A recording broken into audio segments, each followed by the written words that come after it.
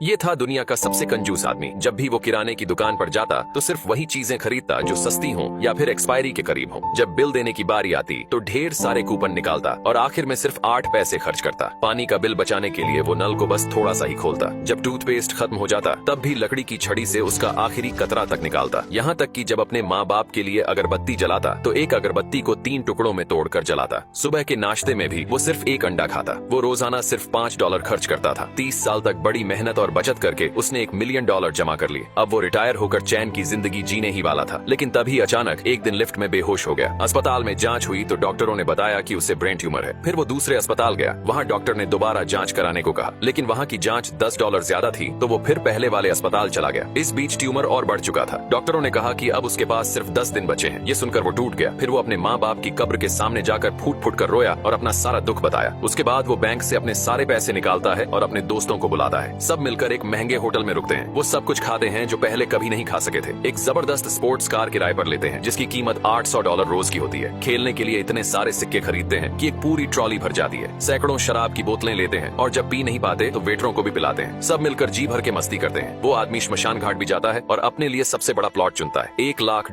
के नकली नोट खरीदता है जो मरने के बाद जलाए जाते हैं। वो मरने वालों वाला मेकअप भी करवाता है ताकि सब कुछ पहले से तय रहे। आखिरी दिन वो अपने घर लौटता है। वहाँ रखी हुई एक एक्सपायरी हो चुकी सॉसेज खाता है और थोड़ी ही देर में बेहोश हो जाता है। उसके दोस्त उसे फौरन अस्पताल ले जाते हैं। जब वो होश में आता है तो डॉक्टर बताते हैं कि उसकी रिपोर्ट गलत थी। उसे ब्रेन ट्यूमर था ही नहीं, असल में उसे फूड पॉइजनिंग हुई थी क्योंकि उसने सड़ी हुई चीज खा ली थी। ये सुनते ही वो जोर जोर से रोने लगता है क्योंकि उसने अपनी पूरी जिंदगी की कमाई कुछ ही दिनों में उड़ा दी थी।